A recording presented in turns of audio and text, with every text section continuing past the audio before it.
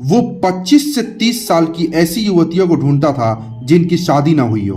उनके साथ दोस्ती करता, शादी का भरोसा देता और फिर सस्ते लॉज में ले जाकर शारीरिक संबंध बनाता। इसके बाद भी उसकी सनक ऐसी कि वो गर्भ निरोधक गोली के नाम पर ऐसी चीज खिला देता कि कुछ ही देर में युवती तड़प तड़प कर दम तोड़ देती। लव, सेक्स और धोखा, ये कहानी उस वैशी दरिंदे की है जिसने एक दो नहीं बल्कि 20 युवतियों को ऐसी घिनौनी हरकत के साथ मार डाला। गर्भ निरोधक गोली की जगह पर वो टैबलेट में साइनाइड दे देता था। जी हाँ दोस्तों, वही जहरीला साइनाइड जिससे ज्वेलर्स गहनों को चमकाते हैं। एक के बाद एक युवतियों को वो शिकार बनाता रहा। 6 साल तक महिलाओं की लाश मिलती रही और किसी को कुछ भी समझ में नहीं आ रहा था कि आखिर वो इन हत्यारों का मास्टरमाइंड कौन है। तो आखिर कौन था वो मास्टरमाइंड और क्यों वो इन युवतियों के साथ ऐसा घिनौना काम करके उनको मार देता था, जानेंगे आज इस वीडियो में। मगर आगे बढ़ने से पहले अगर आपने हमारे चैनल को सब्सक्राइब नहीं किया है तो चैनल को सब्सक्राइब करके बेल आइकन को जरूर दबाइएगा ताकि आने वाले हर नोटिफिकेशन सबसे पहले आपको देखने को मिले। तो चलिए दोस्तों, बिना और किसी देरी के शुरू करते हैं कहानी को। साल था 2003। दक्षिणी कर्नाटक के एक शहर में महिला टॉयलेट में भीड़ लगी हुई थी। लोग चिल्ला रहे थे लेकिन अंदर से दरवाज़ा बंद था। किसी को कुछ समझ में नहीं आ रहा था कि आखिर गेट क्यों नहीं खुल रहा। पुलिस आई, गेट तोड़ा गया और अंदर का नज़ारा देख हड़कंप मच गया। जी हाँ दोस्तों, अंदर महिला की लाश थी। उम्र 30 साल के करीब लग रही थी। महिला की शादी देखकर लग रहा था जैसे किसी शादी में जाने के लिए वो तैयार हुई थी, लेकिन शरीर पर आभूषण एक भी नहीं थे। पुलिस तहकीकात शुरू करती है लेकिन कोई ठोस सुराग नहीं मिलता जिससे पता चलता कि यह हत्या थी या आत्महत्या। कुछ महीने बीतते ही थे कि उसी शहर के एक और टॉयलेट से महिला की लाश मिलती है। काफ़ी कुछ समानताएं मिलती है लेकिन पुलिस के हाथ खाली ही रह जाते हैं। साल बीता लेकिन टॉयलेट से महिलाओं के शव मिलने का सिलसिला जारी रहा।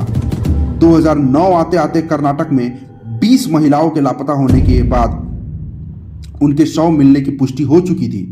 ये केस पुलिस के लिए एक पहेली बन चुकी थी। जी हाँ दोस्तों, वारदात में समानताओं से कड़ियाँ जोड़ी गई। ये भी साफ हो गया कि इन सभी हत्याओं का आपस में कुछ न कुछ तो कनेक्शन है। सभी महिलाओं की लाश अलग अलग बस स्टैंड के पास किसी टॉयलेट से ही मिलती थी। सभी महिलाओं की उम्र 25 से 30 साल के बीच में थी। सभी ने अच्छी साड़ियाँ पहनी हुई थी लेकिन गहने नहीं थे। देखकर ऐसा लगता कि उनसे लूटपाट की गई है। तफ्तीश आगे बढ़ती है। 16 जून 2009 को बटवाल इलाके में 22 साल की एक युवती लापता हो जाती है। इस मामले में दो समुदाय के लोग आमने सामने हो जाते हैं। लव जिहाद का मामला समझा जाने लगा। आरोप लगा कि दूसरे समुदाय का युवक युवती को भगा ले गया। पुलिस स्टेशन को लोग घेर लेते हैं। हालात बिगड़ता देख पुलिस ने आक्रोशित भीड़ के सामने 1 महीने का वक्त मांगा और शुरू हुआ सीरियल किलर को पकड़ने के लिए एक बहुत बड़ा ऑपरेशन। महिला के फोन कॉल खंगाले जाने लगे। एक और युवती के बारे में पता चला तो वो भी लापता पाई गई। एक एक करके 19 महिलाओं के लापता होने की लिस्ट तैयार हो गई जिनके बाद में लाश पाई गई थी। हर युवती के डिटेल को गहराई से जांचा गया तो सबका कनेक्शन किसी न किसी तरह से मंगलोर के गांव से निकल रहा था। इस गांव से उन सभी लड़कियों को फोन किया गया था।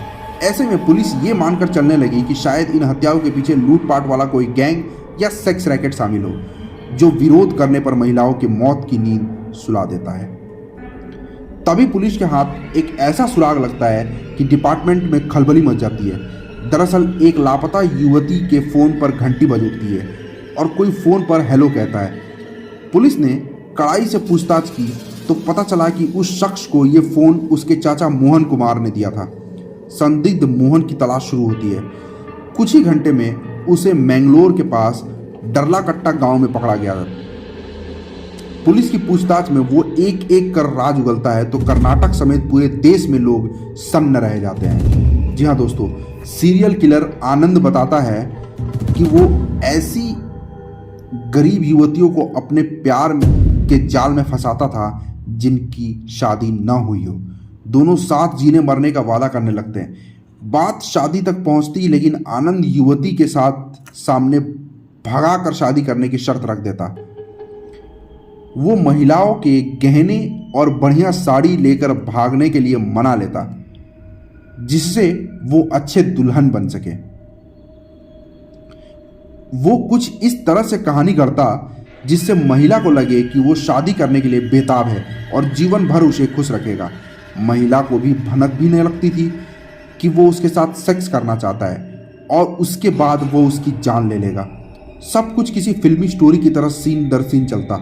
महिला शादी के लिए घर से भाग जाती। कर्नाटक के हसन जिले के एक बस स्टैंड पर वो महिला से मिलता। पास के ही एक सस्ते होटल में वे जाते हैं। सुबह होते ही मंदिर में शादी की चर्चा होती रहती। खाना खाने के बाद वो दरिंदा अपनी असली रूप में आ जाता। महिला कहती कि ये शादी से पहले ठीक नहीं है, लेकिन मोहन ऐसा मोहपाश फैलाता कि सुबह ही तो शादी होनी है, क्या तुम्हें मुझ पर भरोसा नहीं है। आखिर में प्रेम भरी बातों में वो महिला आ जाती और आनंद रात में उसके साथ शारीरिक संबंध बनाता। अगले ही दिन वे शादी के लिए तैयार हो जाते। महिला उसी होटल या लॉज में दुल्हन की तरह सस्ती संवरती, महंगी साड़ी, फूलों का गजरा, चमचमाती चूड़ियां पहनती। आनंद कुछ काम बताकर थोड़ा पहले ही निकल जाता और बस स्टैंड पर मिलने को कहता है। वहीं से मंदिर जाने की बात बताता। दुल्हन बनी वो महिला बस स्टैंड पर आती, तभी बातों ही बातों में आनंद अपनी जेब से एक टैबलेट निकलता। महिला को प्यार से कहता कि रात में जो हुआ उसकी टेंशन मत लो, ये गोली खा लो। कुछ पूछने पर वो प्यार भरी बातों से महिला का दिल बहला लेता। आगे वो कहता है कि टॉयलेट में जाकर टैबलेट खा लो, फिर मंदिर चलते हैं। इसी दौरान वो महिला के गहने भी उतरवा लेता कि इसकी टॉयलेट में क्या ज़रूरत है।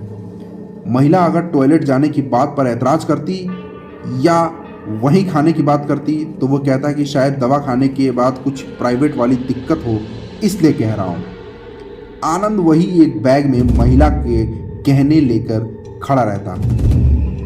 5 से 10 मिनट के भीतर महिला टॉयलेट जाती, अंदर से दरवाज़ा बंद करती और जैसे ही वो टैबलेट खाती उसकी तबीयत बिगड़ जाती और कुछ ही सेकंड में वो टॉयलेट की शीट पर तड़प तड़प कर दम तोड़ देती थी।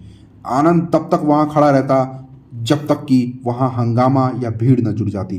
मौत के बाद कंफर्म होने पर वो होटल या लॉज लौटता, महिला से जुड़ी निशानियां नष्ट कर देता और खुद गहने लेकर रफू चक्कर हो जाता। ऐसा ही उसने सभी महिलाओं के साथ किया था। पुलिस ने जब साइनाइड मोहन की क्राइम कुंडली खंगाली तो उसकी एक डायरी भी मिली। इसमें कई ऐसे महिलाओं के फ़ोन नंबर भी मिले जो उसके झांसे में नहीं आई। सनकी मोहन पहले दक्षिण कन्नड़ जिले में प्राइमरी स्कूल टीचर था। 2013 में मैंगलोर की कोर्ट ने साइनाइड मोहन को फांसी की सज़ा सुनाई। फिलहाल वो जेल में बंद है। दोस्तों, अगर देश के खूंखार शातिर दिमाग वाले अपराधियों की पर किताब लिखी जाए तो साइनाइड मोहन का एक चैप्टर तो जरूर होगा।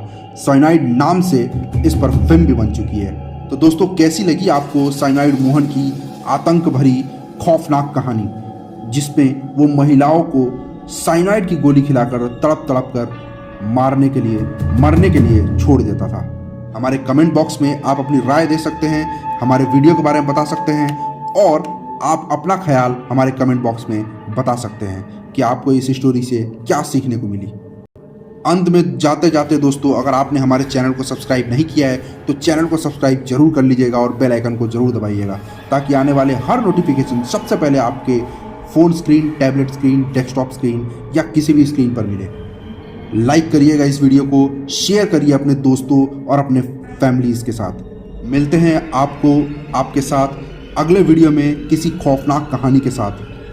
तब तक के लिए देखते रहिए क्राइम स्टोरी हिंदी चैनल को, जहां हम ऐसे ही अनसुलझे अनपहेली वाली कहानियां लेके आते हैं आपके लिए। मिलते हैं अपने अगले वीडियो में दोस्तों, तब तक के लिए टेक केयर, गुड नाइट।